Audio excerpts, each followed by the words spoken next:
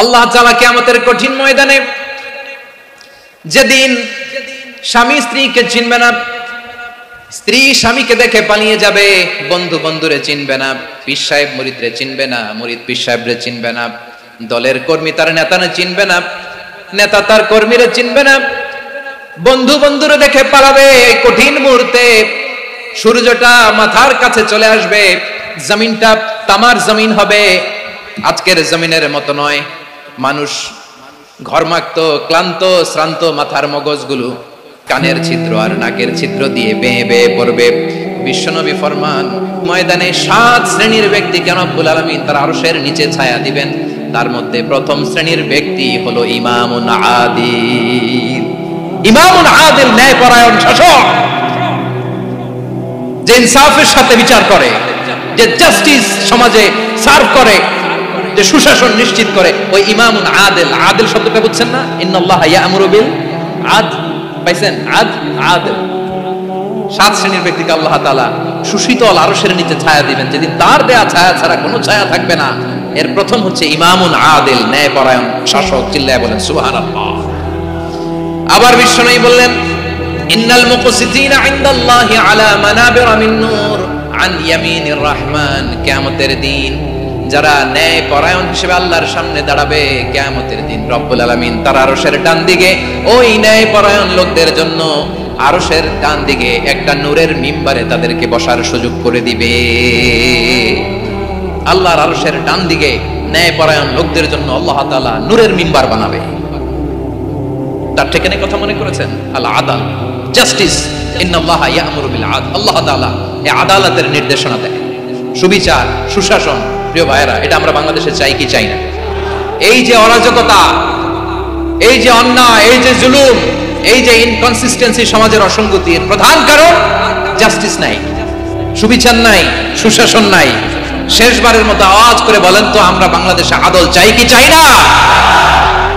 তাহলে প্রথম নির্দেশনা শেষ। আল্লাহ তাআলা তোমাদেরকে আদলের আদেশ দেন। এরপর আল্লাহ বললেন, আমি তোমাদেরকে ইহসানের আদেশ দেই। ইন্নাল্লাহা ইয়া'মুরু বিল আদলি ওয়াল ইহসান। আমি তোমাদেরকে যেমনি আদলের নির্দেশনা দেই, তেমনি ভাবে তোমাদেরকে ইহসানের নির্দেশনা দেই। ইহসান, আওয়াজ করে সবাই বলেন তো ইহসান। সবাই বলেননি? সবাই বললে এতটুকু আওয়াজ হবে আমি বিশ্বাস করি না। আওয়াজ করে বলুন আল ইহসান। ইহসান মানে কারো প্রতি সফট হার্টেড হওয়া, মহানুভব হওয়া, অনুগ্রহ পরায়ণ হওয়া, অনুগ্রহশীল হওয়া, একে অপরের প্রতি দয়াদ্র হওয়া। একে অপরের প্রতি দয়াদ্র, অনুগ্রহশীল হওয়া ছাড়া মানবিক সমাজ কশিনকালেও গঠন করা সম্ভব না। প্রিয় ভাইয়েরা, সুন্দর আচরণ দিয়ে, ইহসান দিয়ে যা জয় করা যায়, নরম আচরণ দিয়ে যেটা অর্জন করা যায়, কঠোরতা দিয়ে সেটা পারা যায় না। বিষ্ণু ঈসা ইসলাম ইহসান দিয়ে, কোমল আচরণ দিয়ে, তার অনুগ্রহ দিয়ে তিনি অনেক কাফিরের হৃদয়কে জয় করে ফেলেছেন। সাইয়েদনা সুমামা ইবনে উসাল রাদিয়াল্লাহু তাআলা আনহুর কথা মনে পড়ে যায়। তিনি ছিলেন ইয়ামামার বাদশা। মদিনাতে বিশ্বনবীকে হত্যা করার নিয়তে এসেছিলেন। গোপনে গোপনে বিশ্বনবীকে হত্যা করে আবার ইয়ামামাতে তিনি ফিরে যাবেন। কিন্তু কি অবাক করা কাণ্ড, হত্যা করতে পারে নাই, সাহাবাদের হাতে তিনি ধরা পড়ে গেলেন। সাইয়েদনা সুমামা ইবনে উসাল রাদিয়াল্লাহু তাআলা আনহু হত্যার নিয়তে আসলেন, কিন্তু হত্যা করতে পারলেন না। সাহাবারা ওনাকে ধরে ফেললেন, ধরে মসজিদে নববীর পিলারের মধ্যে বেঁধে রাখলেন। সুমামা ইবনে উসাল, সিরাত থেকে শুনেন, সিরাত থেকে শোনাচ্ছি, রাদিয়াল্লাহু তাআলা ইয়ামামার অধিপতি ছিলেন। ইয়ামাম বিশ্বনবীকে হত্যার জন্য আসছেন, ধরা পড়ে গেছেন, এখন মসজিদে নববীতে বেঁধে রাখছেন। তার মানে বন্দী। এখন স্ট্যাটাস কি? বন্দী, ক্যাপ্টিভ। বিষ্ণু ঈসা ইসলাম সাহাবাদেরকে বললেন, তার খোঁজ খবর নিও, সুমামা ইবনে উসালের খোঁজ খবর নিও। সাহাবারা বললেন, ইয়া রাসূলুল্লাহ, আপনাকে হত্যা করতে এসেছে, তার তো কঠিন ক্যাপিটাল পানিশমেন্ট হওয়া দরকার, কঠিন শাস্তি হওয়া দরকার। বিষ্ণু বললেন, না, আমি যেটা জানি তোমরা সেটা জানো না, তোমরা সুমামার সাথে ভালো আচরণ করো। বিশ্বনবী সুমামার কাছে গেলেন। প্রথম দিন যে তিনি কালেমার দাওয়াত দিলেন, ঈমানের দাওয়াত দিলেন, ইসলামের দাওয়াত দিলেন, রিসালাতের দাওয়াত দিলেন, আখিরাতের দাওয়াত দিলেন। পরের দিন যে বিশ্বনবী সালাতের দাওয়াত দিলেন, যাকাতের দাওয়াত দিলেন, ইসলাম কি, কিভাবে, কেমন করে পালন করতে হয় চমৎকার আর্টিকুলেট করতে শুরু করলেন। তন্ময় হয়ে সুমামা ইবনে উসাল রাদিয়াল্লাহু তাআলা আনহু বিশ্বনবীর কথাগুলো শুনতে আরম্ভ করলো। একদিন নয়, 2 দিন নয়, টানা 3 দিন বিশ্বনবী সুমামার কাছে ইসলামকে প্রেজেন্ট করেছেন, উপস্থাপন করেছেন। আওয়াজ করে বলেন, কয় দিন? 3 দিন। 3 দিন মসজিদে নববীতে বাধা। আর সাহাবীদেরকে বললেন, তার খোঁজ খবর নিও, তোমরা যে রুটি বানাও এর মধ্যে সবচেয়ে ভালো আটার রুটিটা তারে দিও, সবচেয়ে রিফাইন্ড খেজুর, যেটা পিওর খেজুর, এটা তারে দিও। আর বিশ্বনবী নিজের উট থেকে দুধ দহন করে ওনার বাড়ির এক কর্মচারীকে বলেছেন, দুধ দহন করে সুমামার জন্য নিয়ে যেও। সুবহানাল্লাহ পড়বেন না? সবাই তো অবাক, ইয়ামামা থেকে আসছে নবীকে হত্যা করতে, বিশ্বনবী দেখে তারে জামাই আদর করে, তাকে মজার মজার খাবার দিও, দুধ দিও, আদর আপ্যায়ন করো। একদিন নয়, 2 দিন নয়, টানা 3 দিন বিশ্বনবী এভাবে সুমামার কাছে যেয়ে যে ইসলামকে প্রেজেন্ট করতে আরম্ভ করলেন, ইসলামকে উপস্থাপন করতে শুরু করলেন, আর তাকে চমৎকার এন্টারটেইনমেন্ট আপ্যায়ন দিতে আরম্ভ করলেন। টানা 3 দিন যখন ইসলামের দ্য বিউটিজ অফ ইসলাম, ইসলামের সুমহান বাণী, সৌন্দর্য তার কাছে উপস্থাপন শেষ, তাকে আপ্যায়ন শেষ, বিশ্বনবী বললেন সাহাবাদেরকে, যাও এবার সুমামার হাতের পায়ের রশি দুটো খুলে দাও। সাহাবারা বললেন, ইয়া রাসূলুল্লাহ, কি বলেন আপনি? ও তো হত্যাকারী, সুযোগ পায় নাই, আপনারে মারতে পারে না, এই ছেড়ে দিলে আবারও আপনার উপর তলোয়ার নিয়ে ঝাঁপিয়ে পড়বে। নবী, এই সিদ্ধান্ত আপনি নিতে যাবেন না। বিশ্বনবী বললেন, যেটা বলেছি সেটা করো, সুমামার রশিগুলো ছেড়ে দাও, সুমামার হাতে পায়ের রশিগুলো যে তোমরা খুলে দাও। সাহাবারা তর্ক জোরে দিলেন, লা ইয়া রাসূলুল্লাহ, এমনটা করবেন না, তো ভয়ঙ্কর ভয়ঙ্কর খুনি, কি জানি কি হয়ে যায়। বিশ্বনবী বললেন, না, তার হাতে পায়ের রশিগুলো খুলে দাও। সাহাবারা বিশ্বনবীর কথা মতো তার হাতে পায়ের রশিগুলো খুলে দিল। সুমামা মুহূর্তের মধ্যে মসজিদে নববী থেকে বের হয়, ইয়ামামায় ফিরে না যে মসজিদে নববীর পাশে একটা খেজুর বাগান ছিল, সেখানে চলে গেলেন। সেখানে একটা ছোট্ট কুয়া ছিল, কুয়ার পানি দিয়ে তিনি গোসল করলেন। সুবহানাল্লাহ পড়েন। কুয়ার পানি দিয়ে গোসল করে মসজিদে নববীর সামনে এসে বিশ্বনবী এবং সাহাবাদের সামনে দাঁড়িয়ে সাব্বাবা উঁচু করে বললেন, আশহাদু আল্লা ইলাহা ইল্লাল্লাহ ওয়া আশহাদু আন্না মুহাম্মাদান আবদুহু ওয়া রাসূলুহু। আল্লাহু আকবার। আমি সাক্ষ্য দিচ্ছি আল্লাহ ছাড়া কোনো ইলাহ নাই, আর মুহাম্মদ আল্লাহ তাআলার প্রেরিত বান্দা এবং রাসূল। প্রিয় ভাইরা, ইহসান দিয়ে যা জয় করা যায়, কঠোরতা দিয়ে সেটা কঠিনকালেও জয় করা যায় না। আওয়াজ করে বলেন, ঠিক কি না? এবার সুমামা দাঁড়িয়ে বলে, ওগো নবী, আমি তো কালিমা পড়ে মুসলমান হয়ে গেলাম, এবার শোনেন, এই মুহূর্তের আগে আপনার চেহারার চাইতে নিকৃষ্ট কোনো চেহারা আমার কাছে ছিল না, কিন্তু শাহাদা পাঠ করার পরে আপনার চেহারার চাইতে উত্তম শ্রেষ্ঠ কোনো চেহারা আমার কাছে আর নাই। ও নবী, আজকের দিনের আগে ইসলাম ধর্মের যে নিকৃষ্ট অপছন্দনীয় কোনো ধর্ম আমার কাছে ছিল না, কিন্তু এই মুহূর্ত থেকে ইসলামের যে সেরা শ্রেষ্ঠ পছন্দনীয় কোনো ধর্ম আমার কাছে নাই। নবী গো, আজকের দিনের আগে মদিনার চাইতে অপছন্দনীয় নিকৃষ্ট কোনো শহর আমার কাছে ছিল না, কিন্তু এই মুহূর্তের পর থেকে মদিনার চাইতে কোনো শ্রেষ্ঠ শহর আমার জানা নাই। সে ছিল গমের বড় ডিলার, গম বেচতো। কি বেচতো? তার গম কিনে মক্কার লোকেরা রুটি খাইতো। সে ঘোষণা দিল, আজকে থেকে মক্কাবাসীদের জন্য সব গম আমি হারাম করে দিলাম, মক্কাবাসী এখন না খেয়ে মরে। সুবহানাল্লাহ পড়বেন না? মক্কাবাসী বিশ্বনবীর কাছে আসলেন, এসে বললেন, মুহাম্মদ, আমরা তো তোমার ভাই, তোমার চাচা, তোমার ভাতিজা, তোমার আত্মীয়, তুমি সুমামারে বলো সে যেন আবার গমের সাপ্লাই মক্কার জন্য অনুমতি দিয়ে দেয়। বিশ্বনবীর অনুমতি ক্রমে সুমামা আবার মক্কাতে গম পাঠাতে শুরু করলো। পড়েন সুবহানাল্লাহ। ইহসান, ইহসান দিয়ে আপনি যেটা জয় করতে পারবেন, you can win the heart of your enemies. ইহসান দিয়ে আপনি আপনার শত্রুর হৃদয়কে জয় করতে পারবেন। আওয়াজ করে বলেন, ঠিক কি না? এজন্য আল্লাহ বললেন, ওয়া আনফিকু ফি সাবিলিল্লাহি ওয়া লা তুলকু বিআইদিকুম ইলাত তাহলুকা ওয়া আহসিনু ইন্নাল্লাহা ইউহিব্বুল মুহসিনিন। তোমরা আল্লাহর রাস্তায় দান করবে আর নিজেরা নিজেদেরকে ধ্বংসের হাতে ঠেলে দিও না। তোমরা একে অপরের প্রতি ইহসান করবে, কারণ ইহসানকারীদেরকে আল্লাহ বড় ভালোবাসেন। সুবহানাল্লাহ পড়েন। আবার সূরা রহমান আল্লাহ বললেন, হাল জাযাউল ইহসানি ইল্লাল ইহসান ফাবিআইয়ি আলা, সবাই পড়েন, ফাবিআইয়ি আলাই রাব্বিকুমা তুকাযযিবান। ইহসানের প্রতিদান হিসেবে ইহসানই হয়।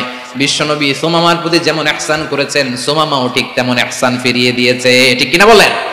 তাহলে 1 নম্বরে হচ্ছে আদ, ন্যায় বিচার। 2 নম্বরে সবাই বলে ইহসান সদাচরণ।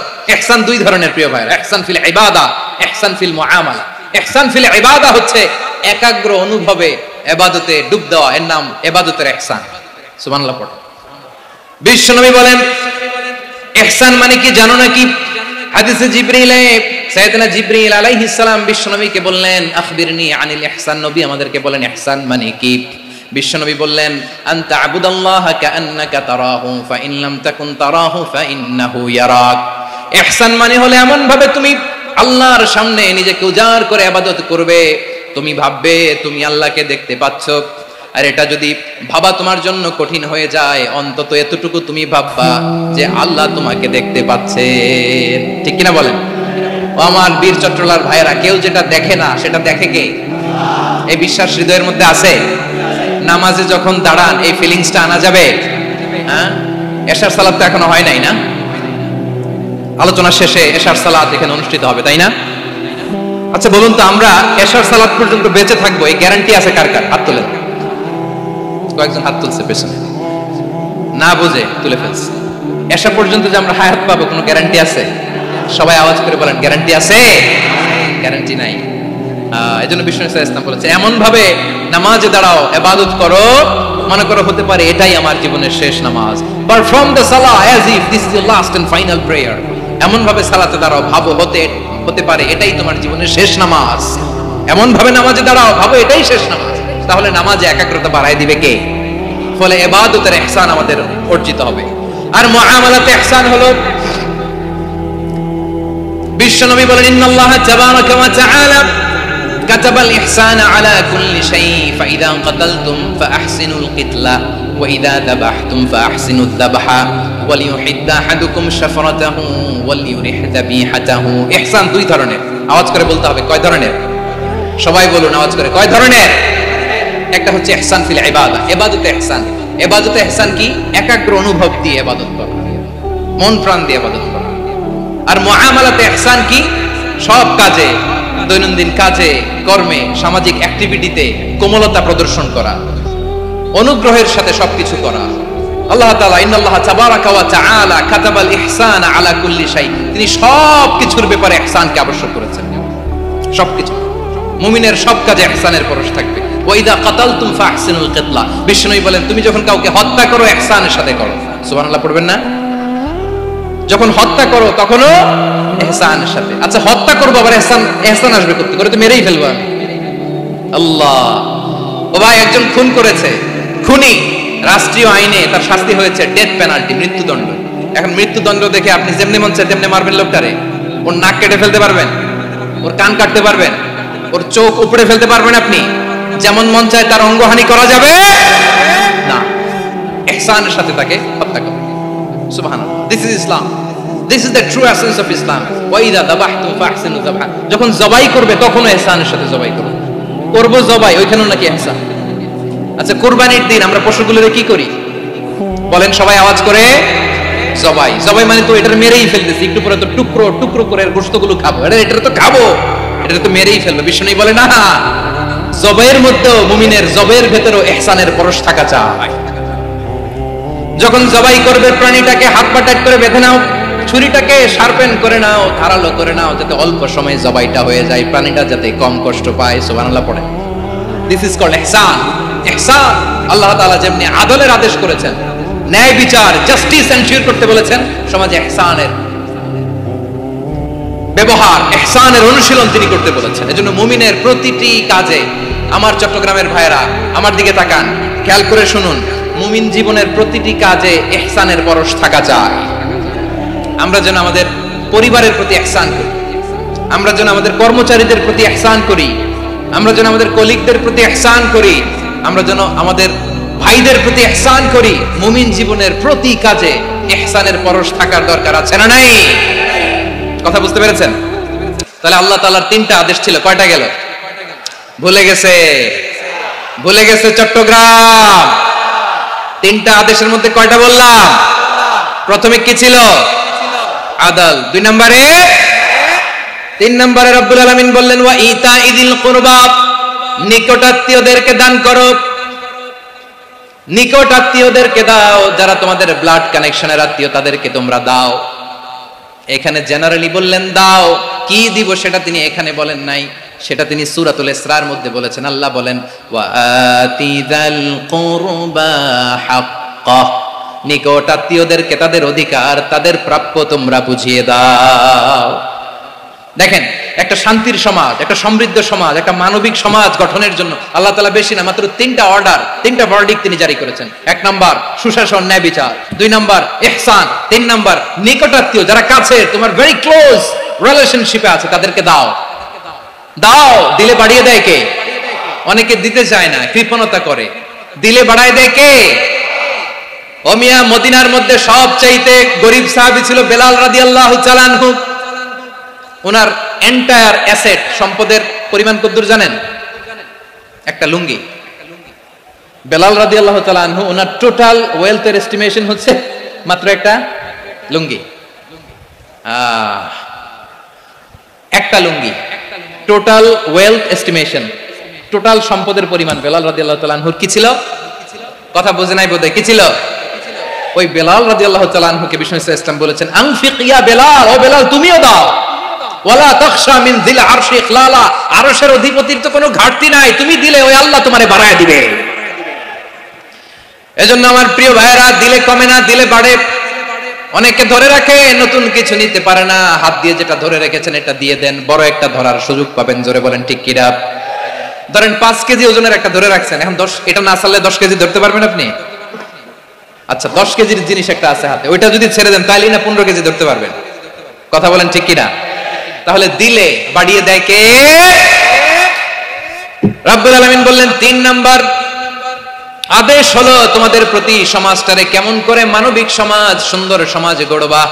3 নাম্বার আদেশ হলো ওয়া আতিদাল কুরবা হাক্কা, নিকটাত্মীয়দেরকে তাদের প্রাপ্য বুঝিয়ে দাও। এই নিকটাত্মীয়দেরকে তাদের অধিকার বুঝিয়ে দেওয়া, প্রাপ্য বুঝিয়ে দেওয়াতে আমাদের গাফলতি আছে না নাই? চট্টগ্রামে নাই? মাশাআল্লাহ আছে, আছে। অনেকে দেখবেন অনেক আল্লাহওয়ালা, তাহাজ্জুদ গুজার, সেজদা দিতে দিতে কপালে কালো দাগ ফেলে দিছে, সে তার বোনের হকটা আদায় করে নাই। আছে না নাই? হ্যাঁ, এখানেও আছে। সর্বনাশ। অনেক বড় হাজী সাহেব, বিশাল লম্বা দাড়ি, ছেলেরে সব দিয়ে দিছে, মেয়েরে কিছু দেয় নাই, মেয়ের হক আদায় করে নাই। আছে না নাই? এই হাজী সাহেবেরা, এই আল্লাহওয়ালারা কিয়ামতের ময়দানে আটকে যাবে। আপনি অন্যের অধিকার নষ্ট করেছেন, তাদের রাইটস কে ভায়োলেট করেছেন। এজন্য আল্লাহ তাআলা বলেন, কারো অধিকার যদি কেউ নষ্ট করে, ওই সমাজটা মানবিক সমাজ কঠিন কালেও হতে পারে না। এজন্য 3 নম্বর আল্লাহ বললেন ওয়া ইতাইদিল কুরবা, নিকটাত্মীয়দেরকে দাও। কি দিবা? তাদের অধিকার দিয়ে দাও। বোনের অধিকার বুঝিয়ে দাও, মেয়ের অধিকার বুঝিয়ে দাও, ফুফুর অধিকার বুঝিয়ে দাও। দেখবেন অনেক মায়েরা ছেলের পাতে মুরগির রান দেয়, মেয়ের পাতে দেয় মুরগির ঠ্যাং। এরকম আছে না নাই? ছেলেরা কি দেয়? মুরগির। মেয়ের পাতে কি দেয়? তো মেয়ের কি মুরগির রান খেতে মনে চায় না? মনে চায় না? এমনটা করা যাবে না। নিকটাত্মীয়দেরকে অধিকার দিয়ে দাও, নিকটাত্মীয়ের সাথে সুসম্পর্ক রাখো। আদেশটা কার? এজন্য প্রিয় ভাইরা, জীবনে যদি বারাকা অর্জন করতে চান, নিকটাত্মীয়দের সাথে সুসম্পর্ক রাখতে হবে, তাদের জন্য উপহার পাঠাতে হবে। বিশ্বনবী বলেন লা ইয়াদখুলুল জান্নাতা কাতে, যে ব্যক্তি আত্মীয়তার সম্পর্ককে ছিন্ন করে দেয়, সে কঠিন কালেও আল্লাহর জান্নাতে ঢুকবে না। আপনি কি এটারে সহজ হাদিস মনে করছেন? এটা সহজ কথা। আপনি ভাবছেন আপনার নামাজ আপনারে বাঁচাতে পারবে, আপনার রোজা বাঁচাতে পারবে, আপনার তাহাজ্জুদ আপনারে বাঁচাতে পারবে? অধিকার নষ্ট করলে কিছুই আপনারে বাঁচাতে পারবে।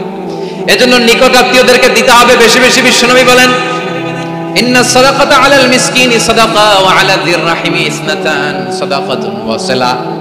মিসকিনরে দান করলে শুধু দানের সওয়াব হয়, নিকট আত্মীয়কে দান করলে 2টার সওয়াব হয়, সাদাকার সওয়াব হয়, আবার আত্মীয়তার বন্ধন অটুট রাখার সওয়াব হয়ে যায়। আবার বিশ্বনবী বললেন মান সাররাহু আইয়ুবসাতা লাহু ফি রিজকিহি ওয়া ইনসা লাহু ফি আসারিহি ফালইয়াসিল রাহিমা।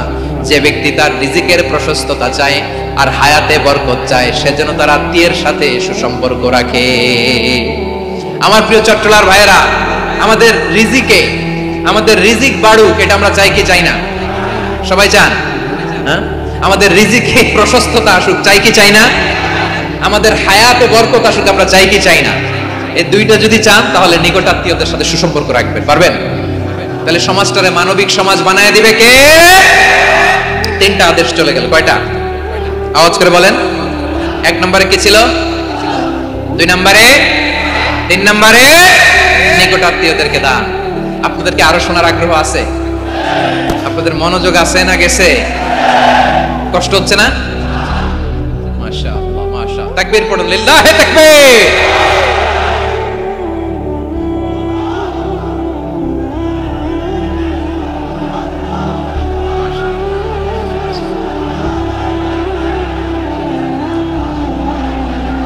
আমার প্রিয় ভাইরা, আল্লাহ তাআলা তিনটা জিনিসের যেমনি আদেশ করেছেন, অনুরূপভাবে তিনটা বিষয় তিনি বারণ করেছেন, নিষেধ করেছেন। ওগুলোর কাছেও যাওয়া যাবে। শুনবেন রাব্বুল আলামিন বলেন, ওয়ায়ানহা আনিল ফাহশাই ওয়াল মুনকারি ওয়াল বাগি। আমি যেমনি তিনটি বিষয় আদেশ করলাম, অনুরূপভাবে তিনটি বিষয় বারণ করলাম, নিষেধ করলাম। আমার এক নাম্বার নিষেধাজ্ঞা হলো অশ্লীলতার প্রতি। ফাহশা, ওয়ায়ানহা আনিল ফাহশা। আল্লাহ তাআলা অশ্লীলতাকে নিষেধ করেছেন। কোন জিনিসকে? সবাই বলুন, কোন জিনিসকে? যত ধরনের, যত টাইপের, যত ক্যাটাগরির অশ্লীলতা হতে পারে, সব অশ্লীলতাকে হারাম করেছেন কে? ফাহশা মানে কি? কথায়, কাজে, আচরণে, কমেন্ট, ফেসবুকের কমেন্টসে যত ধরনের নোংরামো আছে, যত ধরনের অশ্লীলতা আছে, এটাকে আরবিতে বলে ফাহশা। এটাকে কি বলে? রাব্বুল আলামিন বলেন, কুল ইন্নামা হারামা রাব্বিয়াল ফাওয়াহিশা মা যাহারা মিনহা ওয়া মা বাতান। ও নবী, আপনি বলে দেন, আমার রব প্রকাশ্য, অপ্রকাশ্য, স্পষ্ট কিংবা অস্পষ্ট, দৃশ্যমান কিংবা অদৃশ্যমান সব অশ্লীলতাকে হারাম করেছেন। সব ধরনের অশ্লীলতা হারাম, সব ধরনের। আল্লাহ তাআলা আমাদেরকে অশ্লীলতা থেকে বাঁচান, অশ্লীলতা থেকে তিনি আমাদেরকে হেফাজত করুক। পড়েন আমিন। এবার বলেন, আমাদের সমাজে অশ্লীলতা আছে না নাই? চট্টগ্রামে নাই?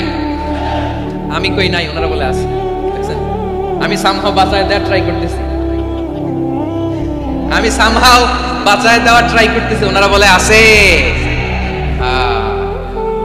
অশ্লীলতা নানা ভাবে, নানা নামে, নানা মোড়কে আমাদের সমাজে আছে না নাই? সংস্কৃতির নামে, ফ্যাশনের নামে, বিনোদনের নামে, উপন্যাসের নামে, কনসার্টের নামে অশ্লীলতা আছে না নাই? আপনি দেখেছেন কনসার্টগুলোর অবস্থা? এই যে আতিফ আসলাম যে আসছে আমাদের দেশে, তারপর কে কে আসছে, আমাদের তরুণ তরুণীরা, আমাদের যুবক যুবতীরা, আমাদের জেনজিরা, কি অবস্থা ওইখানে? হ্যাঁ, কি অবস্থা? কে বাঁচাবে ওদের? কে রক্ষা করবে ওদের ইমানের, ওদের চরিত্রের হেফাজতের গ্যারান্টি কে দিবে? কনসার্টের নামে অশ্লীলতা আছে না নাই? ছেলে মেয়ে একে অপরকে জড়ায় ধরতেছে, একে অপরকে চুমু খাচ্ছে, প্রকাশ্যে, দিবালোকে, গণমানুষের সামনে। আল্লাহ তাআলা এই অশ্লীলতা থেকে আমাদেরকে বেঁচে থাকতে বলেছেন, বেঁচে থাকতে বলেছেন। রূপালী জগতের নামে অশ্লীলতা আছে না নাই? এই টার্মটা আপনারা জানেন না? রূপালী জগৎ কি জগৎ? আসলে কি রূপালী জগৎ না অন্ধকার জগৎ? আমার বোনেরা, আপনাদেরকে যে কি বলে তারা বুঝায়, রূপালী জগৎ শুনেই আপনি ভরকে যাবেন না। রূপালী জগতে যে নারী যত বেশি উলঙ্গ, সে নাকি তত বেশি সাহসী। জানেন? বলে এটা একটা সাহসী নারী, খুব সাহসী পদক্ষেপ তার।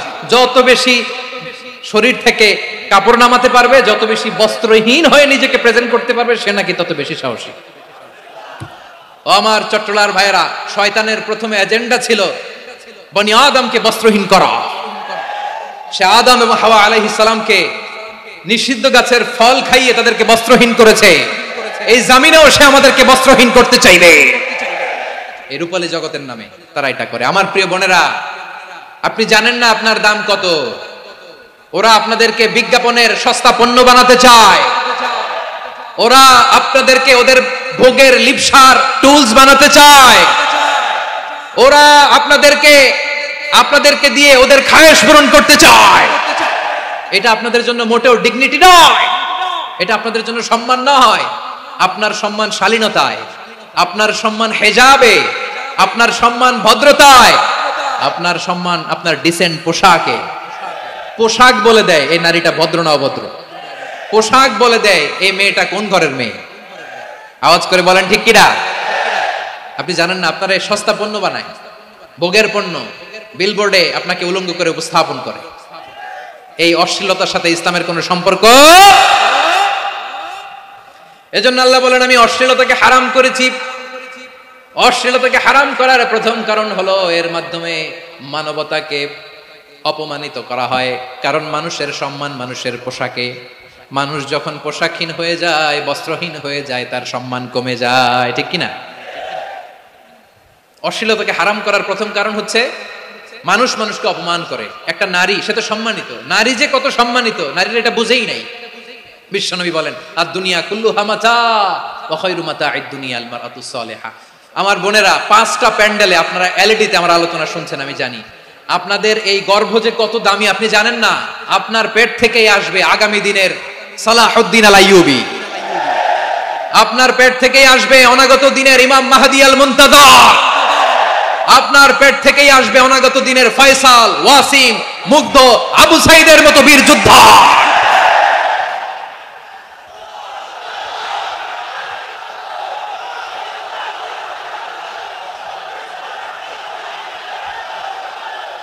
আমার প্রিয় বোনেরা, আমার প্রিয় বোনেরা, বিশ্বনবীর কথার ওজন খেয়াল করেন। আর দুনিয়া কুল্লুহা মাতা ওয়া খায়রু মাতা'আদ দুনিয়া আল মারআতুস সালিহা। দুনিয়ার সবকিছুই অ্যাসেট, এর মধ্যে সবচেয়ে দামি অ্যাসেট নেককার নারী। আপনার গর্ভ যে কত দামি আপনি জানেন না। নিজের সময়টাকে কাজে লাগান, কোরআন পড়েন, সুন্নাহ পড়েন। আপনার অনেক দায়িত্ব ঘরে। You are the MD of your family. একটা family it's a very big institution. পরিবার একটা অনেক বড় প্রতিষ্ঠান। and you are the MD of your institution. আপনি এই পরিবারের MD, managing director of your family. এখানে আপনার কত দায়িত্ব। আপনি ছেলেমেয়েদেরকে তারবিয়া করবেন, আপনি আপনার স্বামীর জন্য ঘরটারে জান্নাতের নীড় বানাবেন, আপনার জন্য জান্নাতের ডুপ্লেক্স বাড়ি ওইখানে তৈরি করে রাখবে কে? আপনি যে কত দামি আপনি জানেন না। নারীদেরকে আল্লাহ বানিয়েছেন উচ্চতর করে, নিম্নতর নয়। নারীদেরকে ছোট্ট জিনিস দিলে এটারে বড় করে দেয়। নারীদেরকে ভ্রূণ দিলে, শুক্রাণু দিলে নারী এটারে বাচ্চা হিসেবে উপহার দেয়, ঠিক কিনা? বিয়ের মাধ্যমে স্বামী যখন তার শুক্রাণু তার স্ত্রীকে উপহার দেয়, স্ত্রী রিটার্নে কি উপহার দেয়? ফুল ফর্ম বেবি, মানব সন্তান। দেখছেন, আপনি দিলেন একটুকুনি, দিছে বিশাল। আপনি যদি নারীকে বাজার এনে দেন, নারী এটাকে সুস্বাদু খাবারে রূপান্তর করে দেয়। আপনি তাকে একটা মুচকি হাসি দিয়ে দেন, সে তার কলিজা দিয়ে দেয়। কিন্তু যদি আপনি তার মনে কষ্ট দেন, সে আপনার জীবনকে জাহান্নাম বানায়া দেয়। খবর আছে, নারীর মন বুঝতে পারলে নেয়ামত, বুঝতে না পারলে কিয়ামত, ঠিক কিনা বলে? কত দামি আপনি জানেন না, জানেন না আপনি কত দামি, অনেক দামি আপনি। আপনাদেরকে যেন ভোগের সস্তা পণ্য বানাতে না পারে, আপনাদেরকে সচেতন থাকতে হবে, সজাগ থাকতে হবে, কনসার্ন থাকতে হবে। শয়তানের ওই হাতছানির দিকে আর নজর দেওয়া যাবে না। তাহলে কেন আল্লাহ তাআলা এই ফাহশা অশ্লীলতাকে হারাম করলেন? 1 নাম্বার, এতে হিউম্যান ডিগনিটি কমে। 2 নাম্বার, এতে মানুষের অধিকার নষ্ট হয়। আপনি বিয়ে করেছেন, এরে পরকিয়া করেন, ওর সাথে এরকম আছে না নাই? স্ত্রীর অধিকার নষ্ট করেছেন। আপনি বিবাহ সম্পর্কে আবদ্ধ হয়েছেন তার সাথে, আপনি পরকিয়া করেন ওই ছেলের সাথে, আপনি আপনার হাজবেন্ডের সাথে বিট্রে করেছেন। এজন্য আল্লাহ অশ্লীলতাকে হারাম করেছেন। অশ্লীলতাকে হারাম করার আরেকটা কারণ হচ্ছে আল্লাহ তাআলা এই হিউম্যান জেনারেশনকে এটাকে প্রিজার্ভ করতে চায়। হিফজুন নাসল, এটা মাকাসিদুশ শরিয়ার অনেক গুরুত্বপূর্ণ একটা মাকাসিদ, অনেক গুরুত্বপূর্ণ। আপনার নাসল, আপনার জেনারেশনকে সংরক্ষণ করা। এই যে আসতেছে ফেব্রুয়ারি, কত ফেব্রুয়ারি জানো? এটা কি বিশ্ব ভালোবাসা দিবস? হ্যাঁ, কি দিবস? এই বিশ্ব ভালোবাসা দিবসের সাথে মুসলমানদের কোনো সম্পর্ক নাই। আমার প্রিয় ভাইরা, এই যে আপনি অবৈধ সম্পর্কে জড়ালেন, কেন আল্লাহ অশ্লীলতাকে হারাম করেছে দেখেন। বলতেছিলাম যে এটা আপনার নাসল, আপনার জেনারেশন, আপনার লিনিয়েজ, আপনার বংশকে প্রিজার্ভ করা। কে কার বাবা, কে কার মা, বাবা মা জানা, প্রজন্মকে প্রিজার্ভ করা, এটা ইসলাম ওয়াজিব করে দিয়েছে। এই যে অবৈধ সম্পর্কের কারণে, বিশ্ব বেহায়া দিবসের কারণে, এগুলোর আউটকাম, আউটপুট হিসেবে মাঝে মাঝে ঢাকা মেডিকেলের ডাস্টবিনে নবজাতকের বাচ্চার কান্নার আওয়াজ শুনতে পাওয়া যায়। চট্টগ্রাম মেডিকেলের ডাস্টবিনে নবজাতকের কান্না শুনতে পাওয়া যায়। বীর চট্টলার মুসলমানেরা বুঝতে পারলে আওয়াজ করে বলেন, এই যে চট্টগ্রাম মেডিকেলে যে নবজাতকটা পাওয়া গেল, ওর বাবাকে আমাকে বলেন, ওর বাবাকে, ওর মাকে, ও কোন ফ্যামিলির সন্তান কেউ জানে? আপনি হিউম্যান ডিগনিটিকে অপমান করেছেন না? আপনি তার ভবিষ্যৎকে অন্ধকার করেছেন না? আপনি তার লিনিয়েজকে প্রশ্নবিদ্ধ করে দিয়েছেন না? এই জন্য আল্লাহ তাআলা অশ্লীলতাকে আমাদের জন্য হারাম করে দিয়েছেন। পড়েন সুবহানাল্লাহ। এই জন্য রব্বুল আলামিন বলেন, কুল ইন্নামা হারামা রাব্বিয়াল ফাওয়াহিশা মা যাহারা মিনহা ওয়া মা বাতান। প্রকাশ্য অপ্রকাশ্য সব অশ্লীলতাকে হারাম ঘোষণা করে দিয়েছে কে? আবার দুনিয়ার বুকে যারা অশ্লীলতার প্রসার করে তাদের জন্য শাস্তি মজুদ রেখেছে কে? রব্বুল আলামিন বলেন, ইন্নাল্লাযীনা ইউহিব্বুনা আন তাশিআল ফাহিশাতু ফিল্লাযীনা আমানু লাহুম আযাবুন আলীমুন ফিদ দুনিয়া ওয়াল আখিরাতি ওয়াল্লাহু ইয়ালামু ওয়া আনতুম লা তা'লামুন। নিশ্চয়ই যারা বিশ্বাসীদের মাঝে অশ্লীলতার প্রচার প্রসার করতে চায় তাদের জন্য আমি মর্মন্তুদ শাস্তি প্রস্তুত করে রেখেছি, দুনিয়াতেও রেখেছি, আখিরাতেও রেখেছি। ঘোষণাটা কার? যারাই নাটকের নামে, সিনেমার নামে, রূপালী জগতের নামে, মুভির নামে, ওটিটি প্ল্যাটফর্মের নামে আমার সমাজে অশ্লীলতা ছড়াতে চায় তাদের জন্য কঠিন মর্মন্তুদ শাস্তি মজুদ রেখে দিয়েছে কে? ও আমার বোনেরা, এখনো আপনি জাগবেন না? এখনো আপনার চিন্তার দুয়ারে এখনো নাড়া পড়ে নাই? ওরা আপনাকে উলঙ্গ বানাতে চায়, ওরা আপনাকে আইটেম গার্ল বানাতে চায়। এজন্য ইসলাম অশ্লীলতাকে হারাম করেছে। হারাম। ইসলাম বলেছে যোজন যোজন দূরে থাকো, ওরা বলে না কাছে আসো, কাছে আসার গল্প, ক্লোজ আপ ওয়ান, কাছে আসার গল্প আছে না নাই? চট্টগ্রামে তো এগুলো নাই মাশাআল্লাহ। হ্যাঁ, এখানেও আছে ক্লোজ আপ ওয়ান, কাছে আসার গল্প। আল্লাহ বলেন ওয়ালা তাকরাবুজ জিনা, কাছেও এসো না, জিনা থেকে যোজন যোজন কিলো দূরে থাকো, ওরা বলে কাছে আসার গল্প। আমার বীর চট্টলার ভাইয়েরা, কাছে আসতে হলে আমরা কোরআনের কাছে আসব, কাছে আসতে হলে নবীর কাছে আসব, কাছে আসার গল্প হবে আমার রবের কাছে আসার গল্প। চিল্লায় বলো ঠিক কিনা?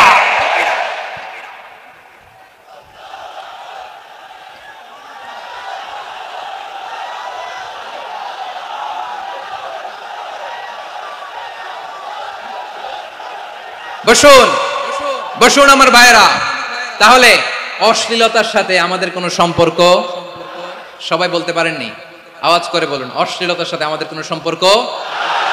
আমরা এই সমস্ত ক্লোজ আপ ওয়ান, কাছে আসার গল্পের প্রোগ্রামে যাব? আমরা কোন ধরনের অশ্লীল কন্টেন্ট সোশ্যাল মিডিয়ায়, টিভিতে দেখব? কি যুগ যে আমরা কাটাচ্ছি আপনি কল্পনা করতে পারবেন না। পর্ন ইন্ডাস্ট্রি, নারী পুরুষের বস্ত্রহীন যুগল দৃশ্য, এটাকে দিয়ে ওরা কোটি ডলারের ইন্ডাস্ট্রি বানিয়েছে। পুরো মানব ইতিহাসে এরকম জঘন্য সময় মানব ইতিহাস পার করে নাই। পর্ন এটা ইন্ডাস্ট্রি হয়ে গেছে। আমাদের এই যুবকগুলো, জেনজিগুলো, ওদের চরিত্র বাঁচাবে কি করে? কেমন করে হেফাজত করবে ওদের এই মূল্যবান চরিত্র? আমার প্রিয় ভাইরা, এই অশ্লীলতার দ্য লেটেস্ট ভার্সন হচ্ছে LGBTQ, শরীফ থেকে শরীফা। শুনছেন আপনারা? দেখতে পুরুষ, আসলেই পুরুষ, সুস্থ একজন পুরুষ, 4 সন্তানের বাবা, বলে আমি মনে মনে নারী। দেখতে নারী, সুস্থ নারী, আসলেই সে দিব্যি একজন নারী, বলে আমি মনে মনে পুরুষ। সবচেয়ে ভয়ঙ্কর অশ্লীলতার সবচাইতে লেটেস্ট ভার্সন হচ্ছে এই ট্রান্সজেন্ডারিজম। সুস্থ পুরুষ তার বায়োলজিক্যাল গ্রোথকে হরমোন দিয়ে স্টপ করে দিয়ে সে সার্জারি করে নারী হতে চায়। সুস্থ নারী পুরুষ হতে চায়। পুরুষ পুরুষের প্রতি সেক্সুয়ালি আকর্ষণ বোধ করে। এটা লূত আলাইহিস সালামের কওমের মধ্যে ছিল। এটাকেও আল্লাহ কোরআনে ফাহিশা বলেছেন। ওয়ালুতান ইয ক্বালা লিকওমিহি আতাতুনাল ফাহিশাতা মা সাবাকাকুম বিহা মিন আহাদিম মিনাল আলামিন। লূত আলাইহিস সালাম বললেন, তোমরা কি এমন এক অশ্লীল কার্যক্রমে ডুব দিলে নাকি যেটা গোটা বিশ্বের কেউ কখনো করে নাই, তোমরাই প্রথম করেছো। পড়েন নাউযুবিল্লাহ। এই পশ্চিমের এই রোগ আমার দেশে যেন আসতে না পারে, আমাদের সজাগ থাকতে হবে। প্রিয় ভাইরা, চিল্লায় বলেন ঠিক কিনা? পশ্চিমের অবস্থা ভয়ঙ্কর। পাশ্চাত্যে আমি যুক্তরাষ্ট্রে ছিলাম অনেকদিন, কয়েক মাস, বিভিন্ন স্টেটে ঘুরেছি। গার্ডিয়ানরা উদ্বিগ্ন, ছেলে মেয়েদেরকে, ছোট্ট ছেলে মেয়ে, ওদেরকে জিজ্ঞেস করে তুমি how do you feel right now inside yourself, তুমি ভিতরে ভিতরে কেমন ফিল করো, তোমার কি ছেলে ছেলে লাগে না মেয়ে মেয়ে লাগে? আচ্ছা বলেন, এই ছোট্ট বাচ্চাটা ওকে এগুলো জেন্ডার অ্যাসাইনমেন্ট বলতে এগুলো কিছু বুঝে? এইভাবে মিসগাইড করা হচ্ছে। কৌতূহল বশত ছোট্ট ছেলে যদি বলে আমার তো মেয়ে মেয়ে লাগে, তখন বলে যে না তুমি মেয়ে, ছেলে না। মা বাবা বাধা দিলে ওকে আলাদা গভর্নমেন্ট হাউসে নিয়ে যাবে। ভয়ঙ্করতম অবস্থা। আমরা একটা সময় শুনতাম যে হুজুর আমার ছেলেটা খুব ভালো, হাফেজে কোরআন, আল্লাহওয়ালা। হুজুর আমার ছেলে দাড়ি রাখছে, আল্লাহওয়ালা। হুজুর আমার ছেলে 5 ওয়াক্ত সালাত জামাতের সাথে পড়ে, তার মানে আল্লাহওয়ালা। পশ্চিমে যে আমি কি শুনছি জানেন? ওরা বলে হুজুর আমার ছেলেটা ইউনিভার্সিটির একটা মেয়ের সাথে প্রেম করে, ও খুব আল্লাহওয়ালা, হুজুর দোয়া করবেন। এর কারণ ওদের কাছে আল্লাহওয়ালার ক্রাইটেরিয়া হচ্ছে হুজুর আমার ছেলেটা আরেক ছেলের পছন্দ করে নাই, আমার মেয়েটা আরেক মেয়েকে ভালোবাসে নাই, এজন্য আমার ছেলেটা আল্লাহওয়ালা, হুজুর ওর জন্য একটু দোয়া করে দিয়েন। কি চ্যালেঞ্জ ওরা ফেস করতেছে। ওনার ছেলে যে আরেক ছেলেরে বিয়ে করবে না, এটাতেই উনি খুশি যে আলহামদুলিল্লাহ আমার ছেলেটা একটা মেয়েরে ভালোবাসে, আমার মেয়েটা একটা ছেলেরে ভালোবাসে, মানে এটা খুব আল্লাহওয়ালা। নাউজুবিল্লাহ পড়তে পারলেন না? এজন্য অশ্লীলতার সাথে আমাদের কোন সম্পর্ক। রাব্বুল আলামিন বলেন ওয়ায়ানহা আনিল ফাহশাই ওয়াল মুনকারি ওয়াল বাগি, তিনটা জিনিসকে আমি নিষিদ্ধ করলাম। এক নাম্বার হলো ফাহশা, অশ্লীলতা। 2 নম্বরে হলো মুনকারের সমস্ত মন্দ কাজ। আপনাদের মনোযোগ আছে না? শেষ করে দিব? আর 2-1 মিনিট শুনবেন? আচ্ছা বলি তাহলে, আর 2-1 মিনিট। তাহলে নিষেধাজ্ঞা জারি করেছেন 3টা জিনিসের উপর। 1 নাম্বার কি? ফাহশা, অশ্লীলতা। 2 নাম্বার মুনকার। মুনকার মানে হচ্ছে যত মন্দ কাজ, খারাপ কাজ, বাজে কাজ, এটার বলে মুনকার। এটার কি বলে? আপনারা পড়ছেন না তা'মুরুনা বিল মা'রুফি ওয়া তানহাউনা আনিল মুনকার। ভালো কাজের আদেশ, সৎ কাজের আদেশ, অসৎ কাজের নিষেধ। মুনকার, মুনকার হচ্ছে মানুষের স্বাভাবিক বিবেকবোধ যেটাকে খারাপ বলে, ওইটাই মুনকার।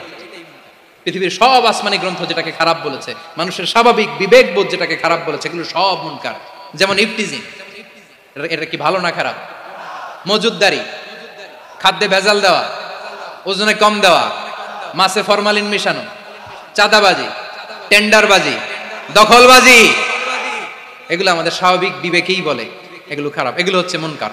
আল্লাহ তাআলা এই মুনকার থেকে আমাদেরকে বেঁচে থাকতে বলেন, আর শয়তান এই মুনকারের প্রতি আমাদেরকে উদ্বুদ্ধ করে।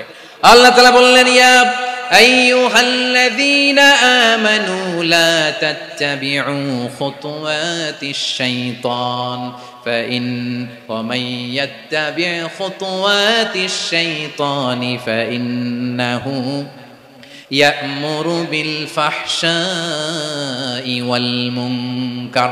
আল্লাহ বললেন আমার গোলামেরা শোনো শোনো, ও আমার বিশ্বাসী বান্দারা খবরদার, তোমরা কশিনকালেও শয়তানের পদাঙ্ক অনুসরণ করবে না, কারণ শয়তান তোমাদেরকে অশ্লীলতা এবং মন্দ কাজের দিকে উদ্বুদ্ধ করে। আমাদের কাজ হচ্ছে শয়তান আমাদেরকে যেদিকে নিতে চায় আমরা তার উল্টা দিকে যাব, ঠিক কিনা বলে? শয়তান এই মন্দ কাজকে আমাদের কাছে বিউটিফাই করে, চাকচিক্যময় করে আমাদের সামনে উপস্থাপন করে। এজন্য আল্লাহ বলেন মুনকারকে থামাতে হবে, মুনকার প্রতিরোধ করতে হবে। মুনকার প্রতিরোধের দায়িত্ব শুধু আমাদের নাকি? শুধু আপনার খতিব সাহেবের, ইমাম সাহেবের, নাকি মুসলিম উম্মার সবার? আওয়াজ করে বলুন, মুনকার অসৎ কাজ প্রতিরোধের দায়িত্ব কার? রাব্বুল আলামিন বলেন কুনতুম খায়রা উম্মাতিন উখরিজাত লিন-নাসি তা'মুরুনা বিল মা'রুফি ওয়া তানহাউনা আনিল মুনকার। তোমাদেরকে শ্রেষ্ঠ জাতি করে জমিনের মধ্যে আবির্ভূত করা হয়েছে, যাতে করে তোমরা জমিনের ভেতরে সৎ কাজের আদেশ করতে পারো আর অসৎ কাজের নিষেধ করতে পারো। উম্মাহ কুনতুম খায়রা, তাহলে গোটা উম্মার দায়িত্ব, এটা বুঝতে পারছেন তো? আচ্ছা আরো নিচে আসেন।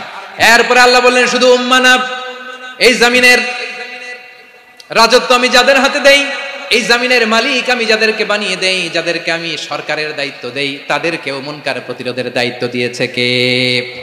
আল্লাহ বলেন যারা ক্ষমতার মসনদে বসেছে তাদেরকে 4 দফা কর্মসূচি আমি আল্লাহ দিলাম। আওয়াজ করে বলেন কয় দফা? আল্লাহ বলেন আল্লাযীনা ইম্মাক্কান্নাহুম ফিল আরদি আকামুস সালাতা ওয়া আতাউয যাকাতা ওয়া আমারু বিল মা'রুফি ওয়া নাহাউ আনিল মুনকার ওয়ালিল্লাহি আকিবাতুল উমুর। যারা এই জমিনের উত্তরাধিকার হয়েছে তারা 4 দফা কর্মসূচি নিয়ে সামনে আগাবা। সালাত কায়েম করবা, যাকাত আদায় করবা, সৎ কাজের আদেশ দিবা, অসৎ কাজ থেকে মুনকার প্রতিরোধ করবা। আদেশটা কার? আমার প্রিয় চট্টলার ভাইরা, পুরো উম্মার দায়িত্ব মুনকার প্রতিরোধ করা, সরকার প্রধানের দায়িত্ব মুনকার প্রতিরোধ করা। এরপর আল্লাহ বলেন প্রতিটা ফ্যামিলির যিনি প্রধান সিইও বাবা, প্রত্যেক বাবারও দায়িত্ব এই মুনকার প্রতিরোধ করা। আওয়াজ করে বলেন ঠিক কিনা? যেমনটি সাইয়েদনা লোকমান আলাইহিস সালাম ওনার কলিজার টুকরা সন্তানকে আদেশ করেছেন, ইয়া বুনাইয়া আকিমিস সালাতা ওয়া'মুর বিল মা'রুফি ওয়ানহা আনিল মুনকার। পড়েন সুবহানাল্লাহ। বাবা ছেলেকে সবক দিচ্ছে। কে সবক দিচ্ছে? কাকে? লোকমান আলাইহিস সালাম ছেলেকে বলতেছে, ওরে আমার কলিজার টুকরা সন্তান, ওরে আমার বাছা, নামাজ কায়েম করবা, সৎ কাজের আদেশ দিবা, আর মুনকার প্রতিরোধ করবা, অসৎ কাজ, সমাজ থেকে খারাপ কাজকে ঝেঁটে বিদায় করে দিবা। তাহলে দেখেন আমি স্টেপ বাই স্টেপ নামলাম। পুরা উম্মার দায়িত্ব, জমিনের উত্তরাধিকারী আল্লাহ যাদেরকে বানিয়েছেন সরকার, তাদের দায়িত্ব, প্রতিটি ফ্যামিলির প্রধানের দায়িত্ব। এরপরে বিশ্বনবী বলেন সচেতন প্রতিটি মুসলিমের দায়িত্ব সমাজ থেকে মুনকারকে উৎখাত করা। বিশ্বনবী বলেছেন, মান রাআ মিনকুম মুনকারান ফালিয়ুগাইয়িরহু বিয়াদিহি ফাইন লাম ইয়াস্তাতি ফাবিলিসানিহি ওয়া ইন লাম ইয়াস্তাতি ফাবিকলবিহি ওয়া যালিকা আযআফুল ঈমান। সমাজে যে মুনকার দেখবে, খারাপ কাজ দেখবে, সে যেন হাত দিয়ে সেটাকে থামায়। কি দিয়ে? আপনাদের তো হাত নাই না? হাত আছে, হাত আছে। ওরা যেই হাত দিয়ে অন্যায় করে ওটা প্রতিরোধের জন্য আমাদেরও হাত আছে না নাই? থামাতে হবে, থামাতে হবে।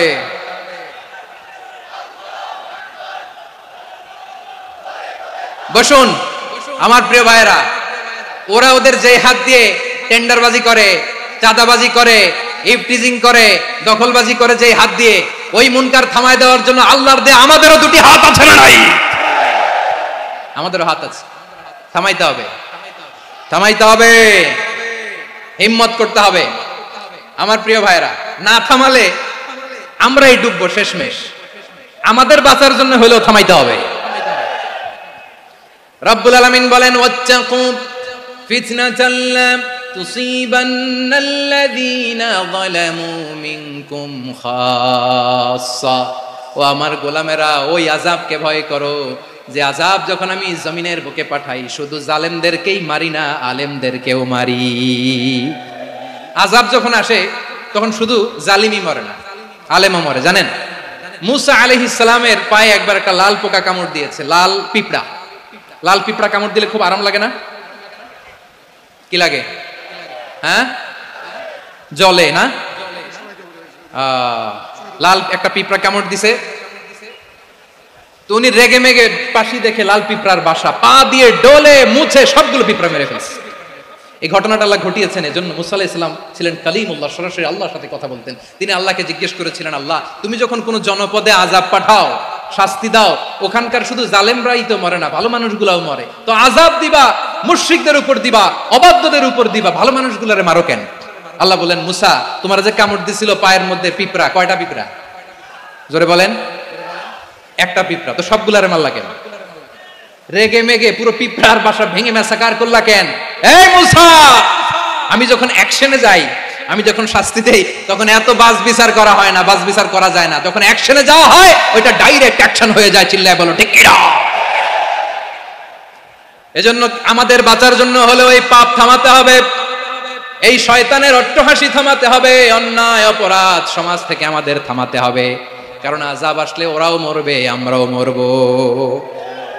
একটা জাহাজ 2 তলা, আপনি আছেন 2য় তলায়, শুনতেছেন?